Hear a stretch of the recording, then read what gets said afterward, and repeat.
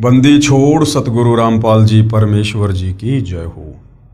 परम पिता परमात्मा सारी सृष्टि के रचनहार कुल मालिक असंख्य ब्रह्मांडों के स्वामी जगत गुरु तीनों लोकों में प्रवेश करके सबका धारण पोषण करने वाले राजाधिराज आत्मा धार नाथों के नाथ देवों के देव महादेव सर्वेश्वर महेश्वर मृत्युंजय अजरो अमर आदि अनादि सनातनी प्रभु जगत पिता जगदीश्वर श्री श्री 1008 की उपाधि के वास्तविक अधिकारी अकाल मूर्त शब्द स्वरूपी राम वासुदेव सर्वगतम परम पूज्य प्रथम पूज्य परम संत परम पुरुष परम धनी परम दयालु सत्य कबीर हक्का कबीर अल्लाहु कबीर अल्लाहु अकबर बाखबर अल्लाह ताला जगत के तारणहार जगत के मुक्तिदाता जगत के जगन्नाथ हारे के सहारे हिंदुओं के राम मुसलमानों के अल्लाह सिखों के वाहिगुरु ईसाइयों के मसीह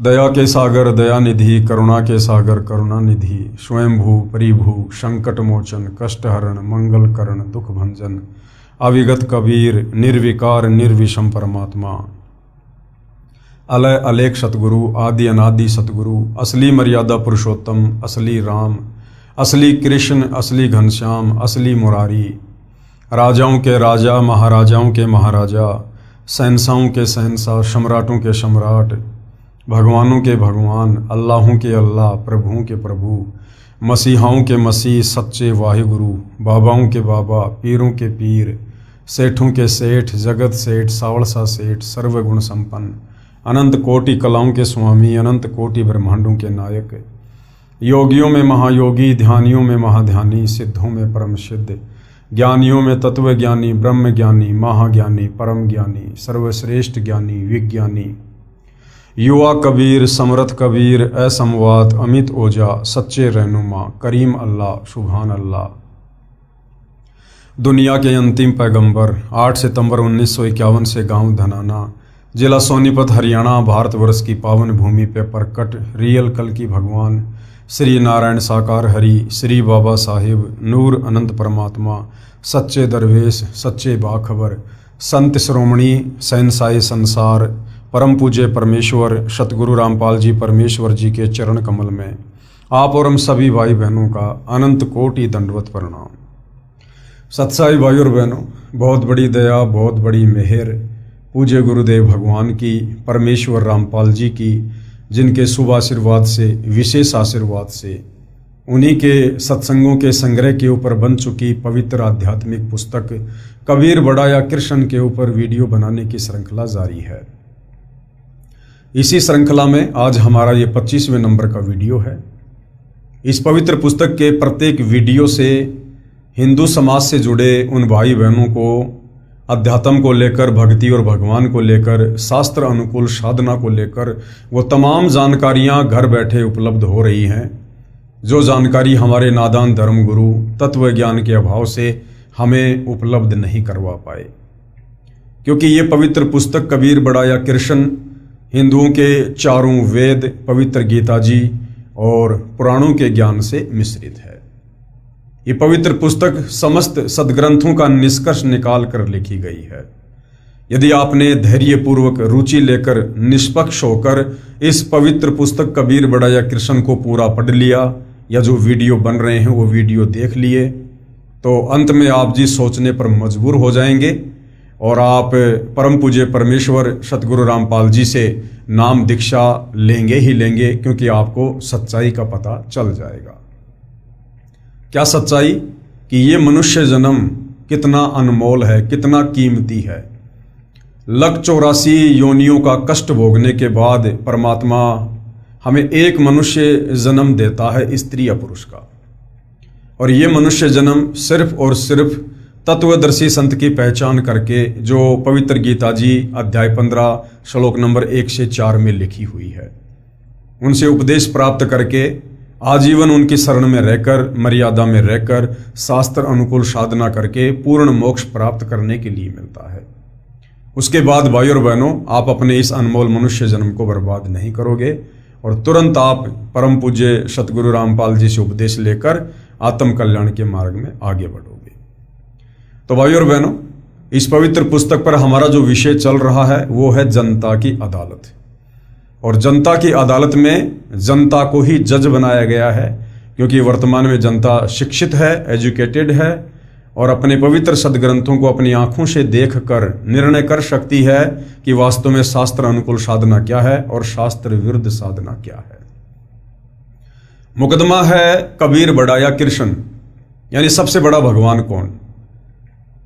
हिंदू धर्मगुरु आचार्य शंकराचार्य जो जनता की अदालत में श्री कृष्ण उर्फ विष्णु जी को पूर्ण परमात्मा बताते हुए उनकी तरफ से उनके वकील बनकर पैरवी कर रहे हैं, और कबीर जी की तरफ से कबीर जी के वकील सतगुरु रामपाल जी हैं, जो सर्व हिंदू धर्मशास्त्रों को दिखा दिखाकर प्रमाणित कर रहे हैं कि सृष्टि में यदि एकमात्र कोई अविनाशी परमात्मा है, अजन्मा स्वयंभू परिभू परमात्मा है, जो तीनों लोकों में प्रवेश करके सबका पालन पोषण करता है, तो वो कबीर देव है।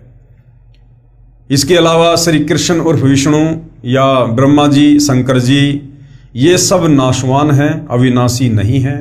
इनका जन्म होता है, इनकी मृत्यु होती है, इनके माता पिता हैं, और ये केवल एक ब्रह्मांड में 3 लोक के स्वामी है, वो भी एक एक गुण के, और इनकी भक्ति से पूर्ण मुक्ति नहीं हो सकती। अब जनता की अदालत में मामला चल रहा है तो जनता को प्रमाण भी दिखाने पड़े, और सतगुरु रामपाल जी ने सर्व हिंदू धर्मशास्त्रों से प्रमाण दिखा दिखा के जनता की लगभग आंखें खोल दी हैं, और अब जनता भी अध्यात्म को और अधिक जानने में रुचि दिखा रही है। अपने नादान धर्मगुरुओं की अज्ञानता और पाखंड का पर्दाफाश होने के बाद कि हमारे धर्मशास्त्रों में भक्ति और भगवान को लेकर क्या लिखा हुआ है, और ये हमारे नादान धर्मगुरु पंडित ब्राह्मण आचार्य शंकराचार्य हमें क्या उल्टी आध्यात्मिक शिक्षा दे रहे थे, जिससे हमें किसी प्रकार का कोई भी आध्यात्मिक लाभ नहीं होना था। और अब सतगुरु रामपाल जी ने जो सच्चाई बताई है, उस सच्चाई को जनता स्वीकार कर रही है, क्योंकि आंखों से प्रमाण देख रही है, और अब अध्यात्म में और अधिक रुचि लेते हुए सतगुरु रामपाल जी से जनता तरह तरह के आध्यात्मिक सवाल कर रही है, और सतगुरु रामपाल जी जनता के प्रत्येक सवाल का प्रमाणित शास्त्रों को दिखा दिखाकर जवाब दे रहे हैं। तो फिलहाल मामला चल रहा है कि कबीर परमेश्वर जी ने जब ये लगभग 650 साल पहले सन 1518 में जो 120 वर्ष तक उन्होंने बनारस में रह के लीला की इस पृथ्वी पर, उसके बाद जब उन्होंने वापस सतलोक जाने का अपना प्लान बनाया तो 1518 में मगहर से 100 शरीर सतलोक गए। उनके शरीर की जगह पर सुगंधित फूल बन गए। मगहर में आज भी वहां पर यादगार बनी हुई है हिंदू और मुसलमानों की। हिंदुओं ने अपना एक मंदिर बना दिया, मुसलमानों ने अपनी एक मस्जिद बना दी, और एक ये प्रमाण छोड़ दिया कि सन 1518 में कबीर जी आम व्यक्तियों की तरह शरीर छोड़कर मरकर नहीं गए, क्योंकि कबीर परमेश्वर 4 दाग में नहीं आते हैं। ना सतगुरु जननी जने जाके माना बाप, पिंड ब्रह्मण से रहित है ना वाती नो ताप। कबीर परमेश्वर कभी भी 4 दाग में नहीं आते हैं, उनका कभी भी अंतिम संस्कार नहीं होता है। वे सहशरीर आते हैं और सहशरीर ही जाते हैं। और उस समय भविष्य वक्ताओं ने भविष्यवाणियां कर रखी थी कि इस समय मगहर में हिंदू मुसलमानों का बहुत भयंकर युद्ध होगा और करोड़ों लोग मरेंगे, और वास्तव में ऐसा ही होना था। लेकिन कबीर परमेश्वर समर्थ हैं, ये जो चाहे सो कर सकते हैं, इनके ऊपर और कोई शक्ति नहीं है, ये सर्व सिद्धियों के स्वामी हैं। और कबीर जी ने जाते जाते उस अनर्थ को टाल दिया, जबकि श्री कृष्ण जी की तुलना करके उन्होंने बताया कि श्री कृष्ण जी का अंत कितना दुखमय हुआ। एक बालिया नाम के शिकारी ने उनके पैर में जहरीला तीर मारा। दुर्वासा ऋषि के श्राप के चलते श्री कृष्ण जी की आंखों के सामने पूरा यादव कुल आपस में कट कट कर मर गया। श्री कृष्ण जी के 10,000 पुत्र आपस में दुर्वासा के श्राप के कारण कट कट के मरे। श्री कृष्ण ना अपना बचाव कर पाया, ना अपने कुल का, ना अपने परिवार का, ना अपने समाज का। और कबीर जी ने जो गृह युद्ध होना था उसको भी अपनी समर्थता से टाल दिया। और मगर में आज भी हिंदू और मुसलमान ऐसे रहते हैं जैसे एक माँ के दो बेटे हैं। यानी धर्म के नाम पर आज तक कभी हिंदू और मुसलमानों का मगर में कोई झगड़ा नहीं हुआ। तो यहां पर जनता की अदालत में जनता को श्री कृष्ण और विष्णु और कबीर परमेश्वर जी की तुलना करके ये समझाया जा रहा है कि वास्तव में सर्वशक्तिमान समर्थ परमात्मा कौन है। उसके बाद दिल्ली का बादशाह सिकंदर लोदी, जिसको असाध्य जलन का रोग था, किसी भी प्रकार से कोई राहत प्राप्त नहीं हो पा रही थी, फिर वो भी अंत में कबीर जी की शरण में गया और कबीर परमेश्वर जी ने आशीर्वाद मात्र से उनका असाध्य जलन का रोग ठीक कर दिया। और दिल्ली का बादशाह सिकंदर लोदी कबीर जी से उपदेश प्राप्त करके उनका शिष्य बन गया। अब राजा सिकंदर लोदी कबीर जी से अध्यात्म के विषय में बहुत कुछ जानने का इच्छुक है, तरह तरह के सवाल कर रहा है और कबीर जी उसके प्रत्येक सवाल का क्या जवाब दे रहे हैं। अब जनता की अदालत में मामला चल रहा है, तो जनता ने ये तो देख लिया कि भाई हमारे जितने भी नादान धर्म गुरु आचार्य शंकराचार्य मठाधीश हैं, इनके पास में शास्त्र अनुकूल भक्ति नहीं है, इन्हें शास्त्रों का ज्ञान नहीं है, केवल एक संस्कृत भाषा का ज्ञान है। और संस्कृत भाषा का ज्ञान होने मात्र से हम धर्मशास्त्रों का निष्कर्ष निकाल लेंगे, ऐसा संभव नहीं है, क्योंकि तत्व ज्ञान के बिना हम किसी भी धर्मशास्त्र का निष्कर्ष नहीं निकाल सकते। और तत्व ज्ञान को देने के लिए खुद परमात्मा ही धरती पर सतगुरु रूप में प्रकट होते हैं। तो जनता को यह तो क्लियर हो गया कि जो भक्ति वर्तमान में हिंदू समाज में है, आचार्य शंकराचार्य दे रहे हैं, इस भक्ति से हमारी मुक्ति नहीं हो सकती, ना हमें किसी प्रकार का कोई भौतिक लाभ हो सकता है। और कबीर जी की भक्ति से ही हमारे सर्व कार्य सिद्ध होंगे और हमें मोक्ष भी मिलेगा। तो जनता अब क्या कह रही है जनता की अदालत में कबीर जी के वकील सतगुरु रामपाल जी से। प्रश्न नंबर 22, जो साधना हम पहले कर रहे हैं क्या वह त्यागनी पड़ेगी? जनता की अदालत में जनता सतगुरु रामपाल जी से कह रही है कि महाराज जी, जो भक्ति साधना हम पहले कर रहे थे या वर्तमान में कर रहे हैं, जो भी हिंदू समाज में प्रचलित है परंपरागत देवी देवताओं की पूजा, माता मसाणी की पूजा, ब्रह्मा विष्णु महेश की पूजा, पेड़ पौधों की पूजा, क्या कबीर जी की भक्ति को लेने के लिए, आप जी से उपदेश लेने के लिए क्या हमने वो पहले वाली भक्ति त्यागनी पड़ेगी? उत्तर, यदि शास्त्र विधि रहित है तो त्यागनी पड़ेगी। जो भक्ति आप ब्रह्मा विष्णु महेश की, देवी देवताओं की, माता मसाणी की कर रहे हो, यदि वो शास्त्रों के विरुद्ध है, मनमाना आचरण है, किसी भी शास्त्र में उस भक्ति को करने का उल्लेख नहीं है, तो आपने वो भक्ति त्यागनी ही पड़ेगी। क्योंकि गीता अध्याय 16 श्लोक नंबर 23 और 24 हमें यही बताता है कि अर्जुन, शास्त्र विधि को त्याग कर जो मनमाना आचरण करते हैं, यानी जो भक्ति साधना परमात्मा ने गीता जी में और वेदों में बताई है, उसके अलावा यदि हम कोई भी मनमुखी भक्ति करते हैं, मनमुखी मंत्रों का जाप करते हैं, उससे हमें किसी प्रकार का कोई लाभ नहीं होगा, वो मनमाना आचरण है। तो सतगुरु रामपाल जी कह रहे हैं, यदि शास्त्र विधि रहित है तो फिर त्यागनी पड़ेगी। यदि अनाधिकारी से दीक्षा ले रखी है, उसका कोई लाभ नहीं होना। पूर्ण गुरु से साधना की दीक्षा लेनी पड़ेगी। और पूर्ण गुरु कौन होता है?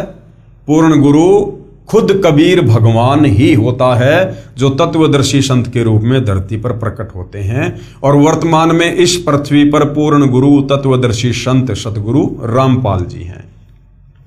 प्रश्न नंबर 23, परमात्मा साकार है या निराकार है? उत्तर दे रहे हैं, परमात्मा साकार है, नर स्वरूप है, यानी इंसान जैसा रूप है परमात्मा का, अर्थात मनुष्य जैसे आकार का है। अव्यक्त का अर्थ निराकार नहीं होता है, साकार होता है। उदाहरण के लिए, जैसे सूर्य के सामने बादल छा जाते हैं, उस समय सूर्य अव्यक्त होता है, हमें भले ही दिखाई नहीं देता, परंतु सूर्य अव्यक्त है अर्थात साकार है। जो प्रभु हमें सामान्य साधना से दिखाई नहीं देते, वे अव्यक्त कहे जाते हैं। जैसे गीता जी अध्याय 7 श्लोक 24-25 में गीता ज्ञानदाता ने यानी काल ब्रह्म ने अपने आप को अव्यक्त कहा है, क्योंकि वह श्री कृष्ण जी के शरीर में प्रवेश करके बोल रहा था। जब व्यक्त हुआ तो विराट रूप दिखाया था। यह पहला अव्यक्त प्रभु हुआ। जो क्षर पुरुष कहलाता है यानी काल कहलाता है, जिसे काल भी कहते हैं। गीता अध्याय 8 श्लोक 17 से 19 तक दूसरा अव्यक्त अक्षर पुरुष है जो सात संग ब्रह्मांड का स्वामी है। गीता अध्याय 8 श्लोक 20 में कहा है कि इस अव्यक्त अर्थात अक्षर पुरुष से दूसरा सनातन अव्यक्त परमेश्वर अर्थात परम अक्षर पुरुष है। इस प्रकार ये तीनों साकार यानी नर आकार हैं, प्रभु हैं। अव्यक्त का अर्थ निराकार नहीं होता। क्षर पुरुष यानी ब्रह्म ने प्रतिज्ञा की है कि मैं कभी भी अपने वास्तविक रूप में किसी को दर्शन नहीं दूंगा। क्यों? क्योंकि इसको कबीर परमेश्वर जी की तरफ से श्राप लगा हुआ है। प्रमाण गीता अध्याय 11 श्लोक 47 और 48 में, जिसमें कहा है कि हे अर्जुन, ये मेरा विराट रूप आपने देखा, ये मेरा रूप आपके अलावा पहले किसी ने नहीं देखा, मैंने तुझ पर अनुग्रह करके दिखाया है। ये देखिएगा पवित्र गीता जी, पेश है गीता जी अध्याय 11 श्लोक 47 की फोटोकॉपी। मया प्रश्नेन तव अर्जुन इदम रूपम परम दर्शितम आत्मयोगात तेजोमयम विश्वम अनंतम आधम। क्या लिखा है यहां पर? इस प्रकार अर्जुन की प्रार्थना को सुनकर श्री भगवान बोले यानी काल ब्रह्म बोला, हे अर्जुन, अनुग्रह पूर्वक मैंने अपनी योग शक्ति के प्रभाव से यह मेरा परम तेजोमय सबका आदि और सीमा रहित विराट रूप तुझको दिखलाया है, जिसे तेरे अतिरिक्त दूसरे किसी ने पहले नहीं देखा। यानी जो काल है वो निराकार नहीं है, वो अव्यक्त है, दूसरे के शरीर में प्रवेश करके अपना काम करता है, अपना ज्ञान देता है। गीता अध्याय 11 श्लोक 48 में कहा कि ये मेरा स्वरूप न तो वेदों में वर्णित विधि से, न जप से, न तप से, न यज्ञ आदि से देखा जा सकता है। इससे सिद्ध हुआ कि क्षर पुरुष यानी गीता ज्ञानदाता ये काल को किसी भी ऋषि महर्षि व साधक ने नहीं देखा, जिस कारण से इसे निराकार मान बैठे। सूक्ष्म वेद यानी तत्व ज्ञान में कहा है कि खोजत खोजत था किया, अंत में कहा बेचून, न गुरु पूरा न साधना सत्य, हो रहे जूनम जून। जब ये काल ब्रह्म, ब्रह्मा विष्णु महेश का पिता, दुर्गा का पति, ज्योति निरंजन खुद कह रहा कि अर्जुन, मेरे रूप के दर्शन, मेरे इस ब्रह्म रूप के दर्शन, काल रूप के दर्शन कोई किसी भी विधि से नहीं कर सकता है, ना जप से, ना तप से, ना वेदों के अनुसार भक्ति से, ना गीता के अनुसार भक्ति से। अर्थात सतयुग से लेकर वर्तमान तक हमारे जितने भी आचार्य, शंकराचार्य, संत महात्मा, ऋषि थे, तपस्वी थे, उनको इस काल ब्रह्म ने दर्शन नहीं दिए। और दर्शन ना देने के कारण उन्होंने अंत में थक हार कर इसको निराकार घोषित कर दिया। क्यों? क्योंकि हमारे साधु संत महात्मा, ऋषि, आचार्य, शंकराचार्य तत्व ज्ञान से अपरिचित थे, उनको सृष्टि रचना का ज्ञान नहीं था। अगर उनको सृष्टि रचना का ज्ञान होता, कोई तत्वदर्शी संत उनका गुरु होता, तो वो कभी भी इस काल ब्रह्म को निराकार नहीं कहते। फिर उन्हें पता होता कि इसको एक भयंकर श्राप लगा हुआ है, इसने सतलोक में बहुत बड़ी गलती की थी, उसकी सजा स्वरूप परमेश्वर ने इसको श्राप दिया है। उस श्राप के चलते ये अव्यक्त रहता है, छुपा रहता है, अपने काल रूप में किसी को दर्शन नहीं देता, इसने प्रतिज्ञा कर रखी है। तो हमारे नादान धर्म गुरुओं को सृष्टि रचना का ज्ञान नहीं था, जिस कारण से इस ब्रह्म की साधना करते करते भी इन्होंने ब्रह्म के दर्शन नहीं किए। क्योंकि ब्रह्म खुद कह रहा है गीता अध्याय 11 श्लोक 48 में कि ये मेरा स्वरूप न तो वेदों में वर्णित विधि से, चाहे कितना वेद पढ़ लो, वेदों के अनुसार ओम नाम की साधना कर लो, दर्शन नहीं दूंगा। ना जप से, चाहे कितने नाम जाप कर लो, ना तप से, चाहे कितने दिन खड़े रहो, कितना ही भयंकर तप करो, ना यज्ञ से, चाहे कितने यज्ञ करो, मैं अपना वास्तविक रूप नहीं दिखाऊंगा। इससे सिद्ध हुआ कि क्षर पुरुष यानी गीता ज्ञानदाता को किसी भी ऋषि, महर्षि व साधक ने नहीं देखा, जिस कारण से इसे निराकार मान बैठे। सूक्ष्म वेद तत्व ज्ञान में कहा है कि खोजत खोजत थकिया, अंत में कहा बेचून। बेचारे साधना कर करके थक गए ऋषि महात्मा, और अंत में अपना क्या निष्कर्ष दे दिया समाज को कि परमात्मा निराकार है, ब्रह्म निराकार है। न गुरु पूरा न साधना सत्य, हो रहे जूनम जून, और 84 लाख योनियों में इसी प्रकार से फंसे हुए हैं। पेश है गीता अध्याय 11 श्लोक 48 की फोटोकॉपी। ये श्लोक आप जियों के सामने है। हे अर्जुन, मनुष्य लोक में इस प्रकार विश्व रूप वाला मैं न वेद और यज्ञों के अध्ययन से, न दान से, न क्रियाओं से और न उग्र तपों से ही तेरे अतिरिक्त दूसरे के द्वारा देखा जा सकता हूं। यानी कोई कितनी साधना कर ले, कितनी भी कोशिश कर ले, मैं ब्रह्म दर्शन नहीं दूंगा। अब गीता अध्याय 7 श्लोक 24-25 में गीता ज्ञानदाता ने स्पष्ट कर ही दिया है कि मैं अपनी योग माया से छिपा रहता हूं, यानी अपनी सिद्धि शक्ति से छिपा रहता हूं। मैं किसी के समक्ष यानी सामने नहीं आता। मैं अव्यक्त हूं, निराकार नहीं हूं। मैं अव्यक्त हूं, छुपा रहता हूं, आकार में हूं। छिपा है तो साकार है। अक्सर पुरुष भी अव्यक्त है, जो सातसंग ब्रह्मांड का स्वामी है वो भी अव्यक्त रहता है। यह ऊपर प्रमाणित हो चुका है। इस प्रभु अक्सर पुरुष की यहां कोई भूमिका नहीं है। ये अपने सातसंग ब्रह्मांडों तक सीमित है, इसलिए इसको कोई नहीं देख सका। पेश है गीता अध्याय 7 श्लोक 24-25 की फोटोकॉपी। गीता अध्याय 7 श्लोक 24 की फोटोकॉपी। अव्यक्तम व्यक्तिम आपनम मनन्ते माम अबुद्धे परम भावम अजानतम मम अव्ययम अनुत्तमम। बुद्धिहीन पुरुष मेरे अनुत्तम अविनाशी परम भाव को न जानते हुए कि मैं कभी किसी को दर्शन नहीं देता, मैं छुपा रहता हूं, मैं काल हूं, मुझे श्राप लगा हुआ है, ये बुद्धिहीन लोग नहीं जानते। अब इन बुद्धिहीन लोगों में हमारे पंडित, ब्राह्मण, धर्मगुरु, आचार्य, शंकराचार्य सब आ गए। मन इंद्रियों से परे मुझ सच्चिदानंद घन परमात्मा को मनुष्य की भांति जन्म कर व्यक्ति भाव को प्राप्त हुआ मानते हैं। ये मुझे श्री कृष्ण जी की तरह जन्म लेकर आया हुआ मानते हैं, लेकिन मैं जन्म नहीं लेता। गीता अध्याय 7 श्लोक 25 की फोटोकॉपी।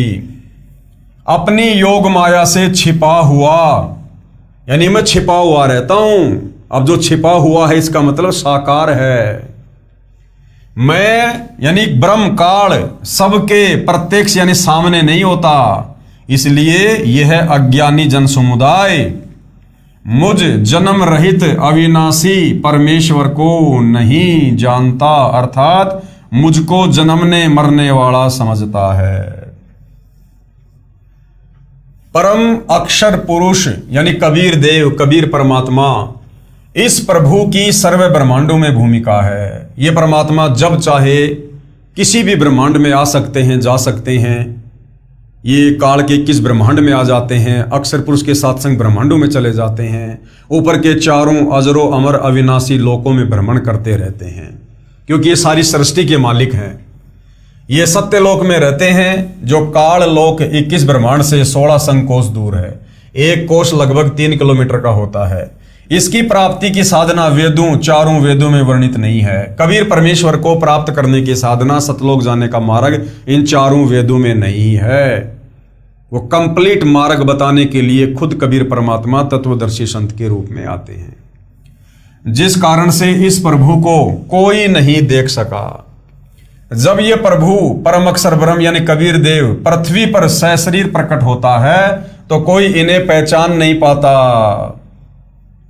परमात्मा कबीर जी ने कहा है कि हम ही अलख अल्लाह हैं, कुतुब गोश और पीर, गरीब दास खालिक धनी और हमरा नाम कबीर।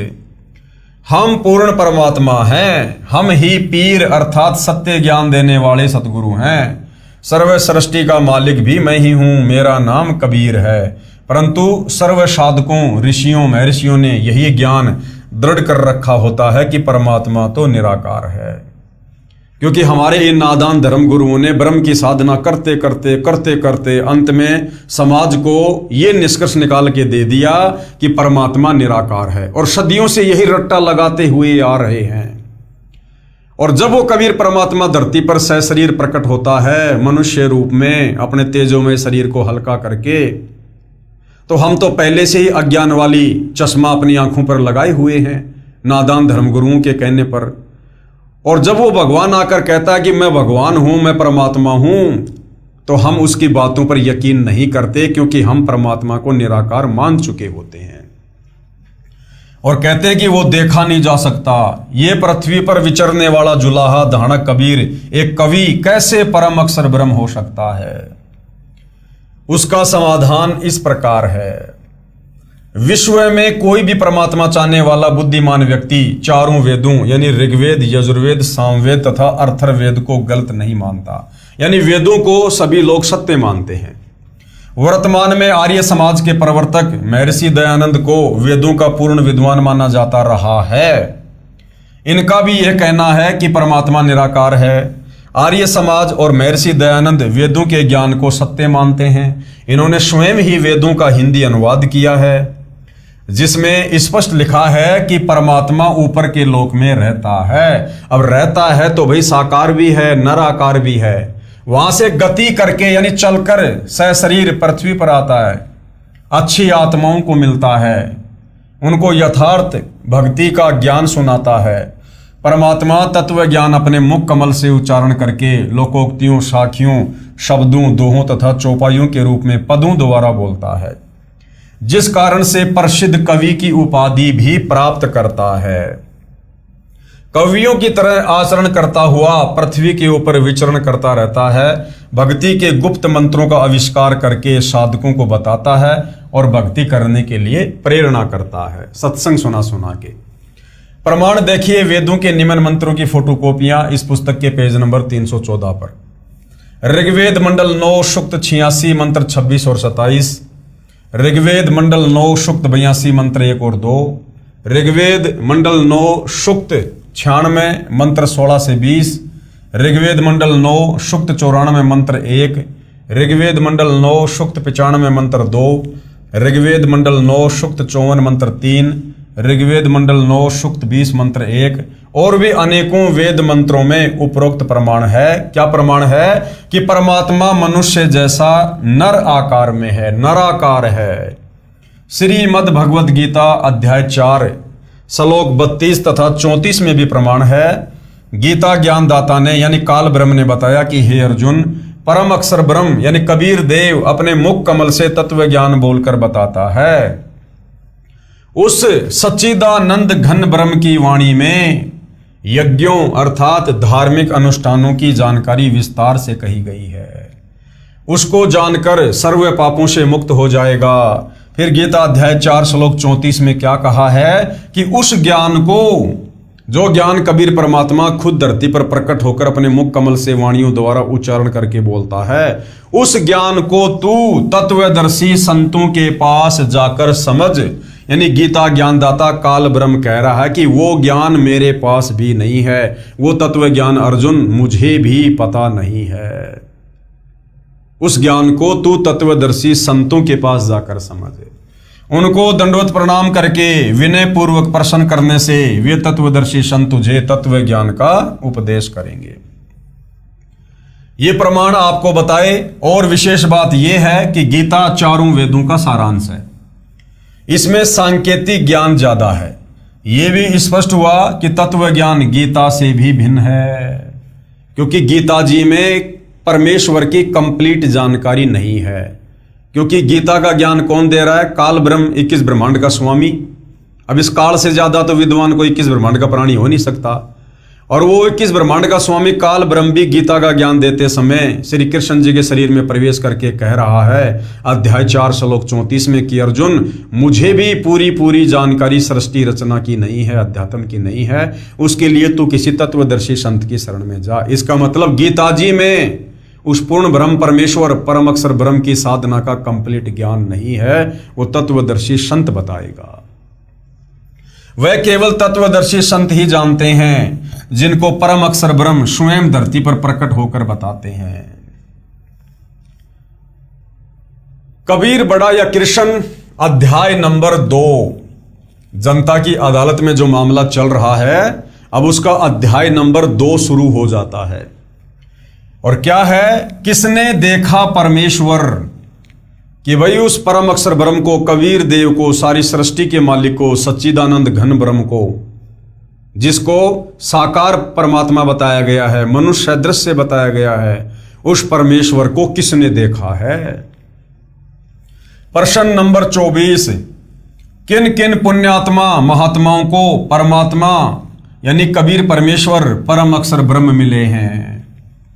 उत्तर है, परमात्मा चारों युगों में प्रकट होकर ज्ञान सुनाते हैं। सतयुग में सतसुकृत नाम से, त्रेता युग में मुनिंद्र नाम से, द्वापर युग में करुणामय नाम से और कलयुग में कबीर नाम से परमेश्वर प्रकट हुए हैं। सूक्ष्म वेद में कहा है कि, सूक्ष्म वेद यानी पांचवा वेद, सतयुग में सतसुकृत कह टेरा, त्रेता नाम मुनिंद्र मेरा, द्वापर में करुणा में कहाया और कलयुग नाम कबीर धराया। परम अक्षर ब्रह्म कौन है? परम अक्षर ब्रह्म एक होता है ब्रह्म। ब्रह्म कौन है? ये 21 ब्रह्मांड का स्वामी, दुर्गा का पति, ब्रह्मा विष्णु महेश का पिता, जो गीता का ज्ञान देने वाला है, इसको कहते हैं ब्रह्म। दूसरा है पर ब्रह्म, जो सात संग ब्रह्मांड का स्वामी है, जिसको अक्षर पुरुष भी कहते हैं, पर ब्रह्म भी कहते हैं। और तीसरा है परम अक्षर ब्रह्म यानी कबीर देव, तत्व ब्रह्म, सारी सृष्टि का मालिक। परम अक्षर ब्रह्म कौन है तथा किस किस को मिला परमात्मा? कलयुग में परमेश्वर जिन जिन महान आत्माओं को मिले उनको तत्व ज्ञान बताया, उनका मैं संक्षिप्त वर्णन करता हूं। किन किन को मिले? संत धर्मदास जी से परमेश्वर कबीर जी का साक्षात्कार। श्री धर्मदास जी बनिया जाति से थे, जो बांधवगढ़ यानी मध्य प्रदेश के रहने वाले बहुत धनी व्यक्ति थे। उनको भक्ति की प्रेरणा बचपन से ही थी, जिस कारण से एक रूपदास नाम के वैष्णव संत को गुरु धारण कर रखा था। हिंदू धर्म में जन्म होने के कारण संत रूपदास जी श्री धर्मदास जी को राम, कृष्ण, विष्णु तथा शंकर जी की भक्ति करने को कहते थे। एकादशी का व्रत, तीर्थों पर भ्रमण करना, श्राद्ध कर्म, पिंडोदक क्रिया सब करने की राय दे रखी थी। गुरु रूपदास जी द्वारा बताई सभी साधना श्री धर्मदास जी पूरी आस्था के साथ किया करते थे। गुरु रूपदास जी की आज्ञा लेकर धर्मदास जी मथुरा नगरी में तीर्थ दर्शन, तीर्थ स्नान करने तथा गिरिराज यानी गोवर्धन पर्वत की परिक्रमा करने के लिए गए हुए थे। परम अक्षर ब्रह्म यानी कबीर देव एक जिंदा महात्मा की वेशभूषा में धर्मदास जी को स्वयं मथुरा में मिले। श्री धर्मदास जी ने उस तीर्थ तालाब में स्नान किया जिसमें श्री कृष्ण जी बाल्यकाल में स्नान किया करते थे। फिर उसी जल से एक लोटा भरकर लाए। भगवान श्री कृष्ण जी की पीतल की मूर्ति, जिसको शालिग्राम कहते हैं, उसके चरणों पर डालकर दूसरे बर्तन में डालकर चरणामृत बनाकर पिया। फिर शालिग्राम को स्नान करवाकर अपना कर्मकांड पूरा किया। एक स्थान को लीप कर अर्थात गारा तथा गाय का गोबर मिलाकर कुछ भूमि पर पलस्तर करके उस पर स्वच्छ कपड़ा बिछाकर श्रीमद् भगवत गीता का पाठ करने बैठे। ये सारी क्रिया जब धर्मदास जी कर रहे थे, परमात्मा जिंदा वेश में थोड़ी दूरी पर बैठे देख रहे थे। धर्मदास जी भी देख रहे थे कि एक मुसलमान संत मेरी भक्ति क्रियाओं को बहुत ध्यानपूर्वक देख रहा है। लगता है इसको हम हिंदुओं की साधना मन भा गई है। इसलिए श्रीमद् भगवत गीता का पाठ कुछ ऊंचे स्वर में करने लगा तथा हिंदी का अनुवाद भी पढ़ने लगा। परमेश्वर उठकर धर्मदास जी के निकट आकर बैठ गए। धर्मदास जी को अपना अनुमान सत्य लगा कि वास्तव में इस जिंदा वेशधारी बाबा को हमारे धर्म का भक्ति मार्ग अच्छा लग रहा है। इसलिए उस दिन गीता के कई अध्याय पढ़े तथा उनका अर्थ भी सुनाया। जब धर्मदास जी अपना दैनिक भक्ति कर्म कर चुका, तब परमात्मा ने कहा कि हे महात्मा जी, आपका शुभ नाम क्या है? कौन जाति से हैं? आप जी कहाँ के निवासी हैं? किस धर्म पंथ से जुड़े हैं? कृपया बताने का कष्ट करें। मुझे आपका ज्ञान बहुत अच्छा लगा, मुझे भी कुछ भक्ति ज्ञान सुनाइए, आपकी अति कृपया होगी। यानी परमात्मा धर्मदास जी के निकट आने का प्रयास कर रहे हैं, धर्मदास जी की भूरी भूरी प्रशंसा करके। धर्मदास जी ने उत्तर दिया, मेरा नाम धर्मदास है, मैं बांधवगढ़ गांव का रहने वाला वैश्य कुल से हूं, यानी बनिया जाति से हूं। मैं वैष्णव पंथ से दीक्षित हूं, हिंदू धर्म में जन्मा हूं। मैंने पूरे निश्चय के साथ तथा अच्छी तरह ज्ञान समझकर वैष्णव पंथ से दीक्षा ली है। मेरे गुरुदेव श्री रूपदास जी हैं। अध्यात्म ज्ञान से मैं परिपूर्ण हूं। अन्य किसी की बातों में आने वाला मैं नहीं हूँ। राम कृष्ण जो श्री विष्णु जी के ही अवतार हुए हैं तथा भगवान शंकर की भी पूजा करता हूँ। एकादशी का व्रत रखता हूँ, तीर्थों में जाता हूँ, वहाँ दान करता हूँ, शालिग्राम की पूजा रोज करता हूँ। ये पवित्र पुस्तक श्रीमद् भगवद गीता है, इसका नित्य पाठ करता हूँ। मैं अपने पूर्वजों का जो स्वर्गवासी हो चुके हैं श्राद्ध भी करता हूँ, पिंडदान भी करता हूँ। मैं कोई जीव हिंसा नहीं करता, मांस मदिरा तमाकू सेवन नहीं करता। परमेश्वर कबीर जी ने पूछा कि आप जिस पुस्तक को पढ़ रहे थे इसका नाम क्या है? धर्मदास जी ने बताया कि ये श्रीमद् भगवत गीता है। हम शुद्ध रहते हैं, शूद्र को निकट भी नहीं आने देते, यानी हम मांस वगैरह नहीं खाते। प्रश्न नंबर 25, कबीर जी जिंदा रूप में आप क्या नाम जाप करते हो? अब महात्मा संत की वेशभूषा में, जिंदा बाबा की वेशभूषा में धर्मदास जी से कबीर परमात्मा ने पूछा कि आप क्या मंत्र जाप करते हो महात्मा जी? तो धर्मदास जी ने बताया, उत्तर धर्मदास जी का, हम हरे कृष्ण कृष्ण कृष्ण हरे हरे, ओम नमः शिवाय, ओम भगवते वासुदेवाय नमः, राधे राधे श्याम मिला दे, गायत्री मंत्र का जाप 108 बार प्रतिदिन करता हूँ। विष्णु सहस्त्र नाम का जाप भी करता हूँ, यानी विष्णु जी के रोज 1000 मंत्रों का जाप करता हूँ। फिर कबीर परमात्मा जी ने सवाल किया, हे महात्मा धर्मदास, गीता का ज्ञान किसने दिया? उत्तर धर्मदास का, कुल के मालिक सर्वशक्तिमान भगवान श्री कृष्ण जी ने, यही श्री विष्णु जी हैं। फिर परमात्मा जी ने सवाल किया धर्मदास से, प्रश्न नंबर 27, जिंदा बाबा रूप में परमात्मा का प्रश्न।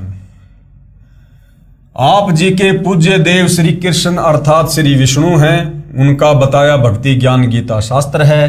हे धर्मदास, एक किसान को वृद्ध अवस्था में पुत्र प्राप्त हुआ। किसान ने विचार किया कि जब तक पुत्र खेती बाड़ी करने योग्य होगा तब तक मेरी मृत्यु हो जाएगी। इसलिए उसने खेती करने का तरीका, अपना अनुभव एक बही यानी रजिस्टर में लिख दिया। अपने पुत्र से कहा कि बेटा, जब आप युवा हो जाओ तो मेरे इस रजिस्टर में लिखे अनुभव को बार बार पढ़ना, इसके अनुसार फसल बोना। कुछ दिन पश्चात पिता की मृत्यु हो गई। अब वो पुत्र प्रतिदिन अपने पिता के अनुभव का पाठ करने लगा, परंतु फसल का बीज व बिजाई सिंचाई उस अनुभव के विपरीत करता था। तो क्या वह पुत्र अपने खेती बाड़ी के कार्य में सफलता प्राप्त करेगा? तो धर्मदास जी ने कहा, इस प्रकार तो पुत्र निर्धन हो जाएगा। उसको तो पिता के लिखे अनुभव के अनुसार प्रत्येक कार्य करने चाहिए। वो तो मूर्ख पुत्र है। फिर आगे सवाल किया कबीर परमात्मा जी ने, प्रश्न नंबर 28, बाबा जिंदा रूप में भगवान जी का, हे धर्मदास, गीता शास्त्र आपके परमपिता भगवान कृष्ण और विष्णु जी का अनुभव तथा आपको आदेश है कि इस गीता शास्त्र में लिखे मेरे अनुभव को पढ़कर इसके अनुसार भक्ति करोगे तो मोक्ष प्राप्त करोगे। क्या आप जी गीता में लिखे श्री कृष्ण जी के आदेश अनुसार भक्ति कर रहे हो? क्या गीता में वे मंत्र जाप करने के लिए लिखे हैं जो आप जी के गुरु जी ने आप जी को जाप करने के लिए दिए हैं? हरे राम राम राम हरे हरे, हरे कृष्णा कृष्ण कृष्ण हरे हरे, ओम नमः शिवाय, ओम नमः भागवते वासुदेवाय नमः, राधे राधे श्याम मिला दे, गायत्री मंत्र तथा विष्णु सहस्त्र नाम। क्या गीता जी में एकादशी का व्रत करने तथा श्राद्ध कर्म करने और पिंडोदक क्रिया करने का आदेश है? तो धर्मदास जी ने क्या कहा? नहीं है। तो परमात्मा जी ने क्या बताया फिर आप जी तो उस किसान के बेटे वाला ही कार्य कर रहे हो जो पिताजी की आज्ञा की अवहेलना करके मनमानी विधि से गलत बीज गलत समय पर फसल बीज कर मूर्खता का प्रमाण दे रहा है। जिसे आपने मूर्ख कहा है, क्या आप जी उस किसान के मूर्ख बेटे से कम है? धर्मदास जी बोले, हे जिंदा, आप मुसलमान फकीर हैं, इसलिए हमारे हिंदू धर्म की भक्ति क्रिया व मंत्रों को गलत कह रहे हो। अब धर्मदास जी सत्य को स्वीकार नहीं कर रहा है और उल्टा परमात्मा जी को दोष दे रहा है कि तू मुसलमान है ना, इसलिए हम हिंदुओं की भक्ति क्रियाओं को गलत कह रहा है। अब उत्तर दिया परमात्मा ने कबीर जी का जिंदा रूप में उत्तर। हे स्वामी धर्मदास जी, यानी धर्मदास थोड़ा नाराज हो गया तो सारी सृष्टि का स्वामी कबीर भगवान जिंदा रूप में धर्मदास जी को कह रहा, हे स्वामी मैं कुछ नहीं कह रहा, आपके धर्म ग्रंथ कह रहे हैं कि आपके धर्म के धर्मगुरु आप जी को शास्त्र विधि त्याग कर मनमाना आचरण करा रहे हैं।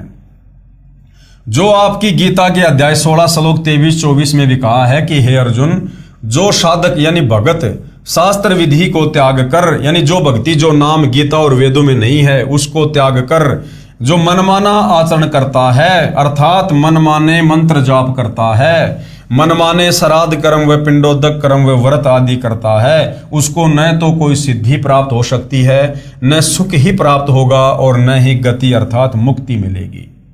इसलिए व्यर्थ है। गीता अध्याय 16 श्लोक 24 में कहा है कि इससे तेरे लिए कर्तव्य अर्थात जो भक्ति कर्म करने चाहिए तथा अकर्तव्य यानी जो भक्ति कर्म नहीं करने चाहिए, इसकी व्यवस्था में शास्त्र ही प्रमाण है। कौन सी भक्ति करनी चाहिए, कौन सी भक्ति नहीं करनी चाहिए अर्जुन, और किसी की बातों पर यकीन मत करना।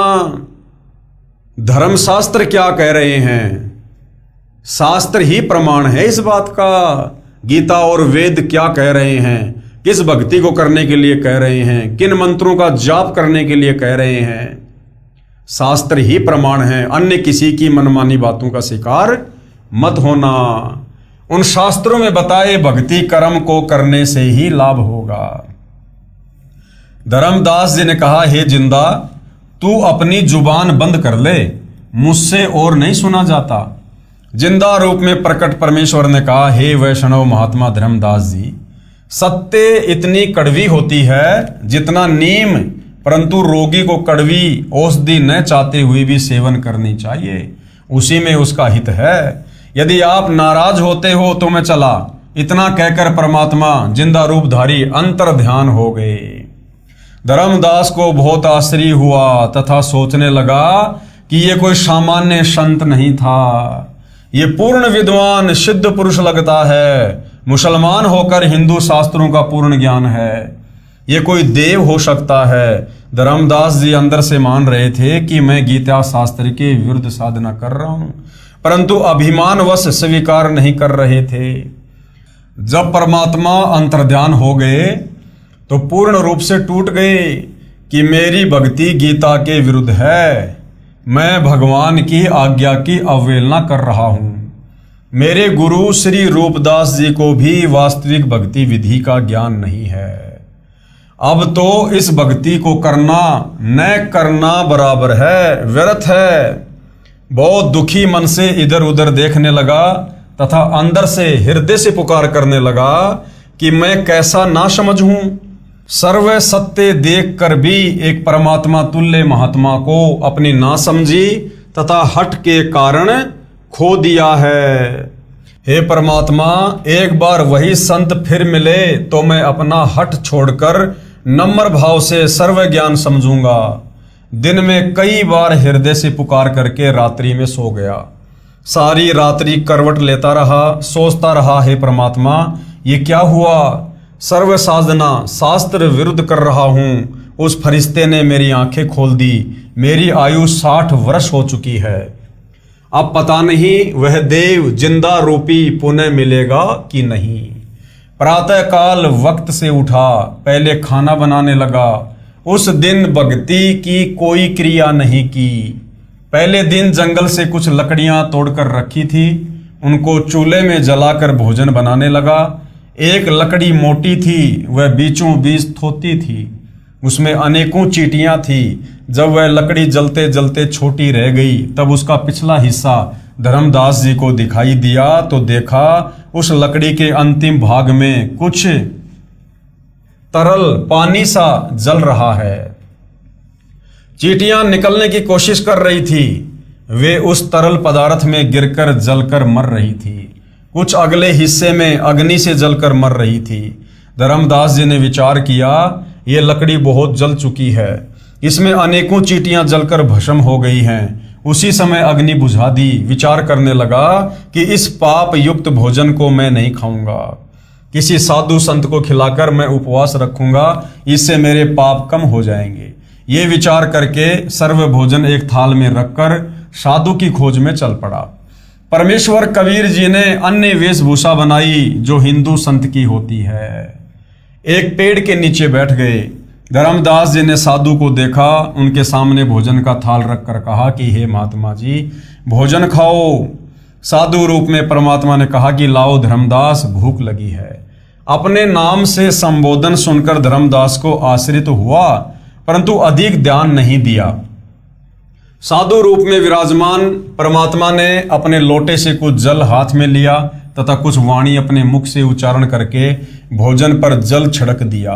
सर्व भोजन की चींटियां बन गई। चींटियों से थाली काली हो गई।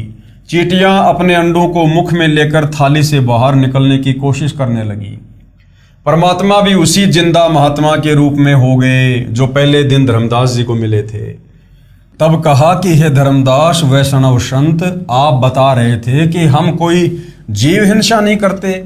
आपसे तो कसाई भी कम हिंसक है, आपने तो करोड़ों जीवों की हिंसा कर दी। धर्मदास जी उसी समय साधु के चरणों में गिर गया तथा पूर्व दिन हुई गलती की क्षमा मांगी तथा प्रार्थना की कि हे प्रभु, मुझ अज्ञानी को क्षमा करो।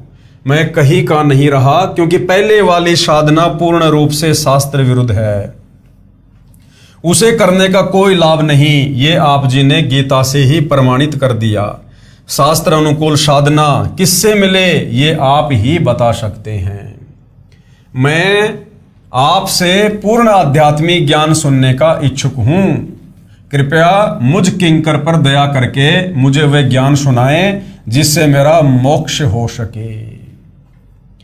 तो भाइयों और बहनों, धर्मदास जी कबीर परमेश्वर जी से शास्त्र अनुकूल साधना के विषय में जानने की प्रार्थना कर रहे हैं, क्योंकि धर्मदास जी हिंदू धर्म से होने के नाते सर्व परंपरागत पूजा पाठ ही कर रहे थे, जो वर्तमान में भी तत्व ज्ञान के अभाव में हिंदू समाज कर रहा है, जिसको करने के लिए गीता अध्याय 16 श्लोक 23 में मना किया गया है कि शास्त्र विधि को त्याग कर जो मनमाना आचरण करता है उसकी ना गति होती है, ना सिद्धि प्राप्त होती है, ना कोई कार्य सिद्ध होता है।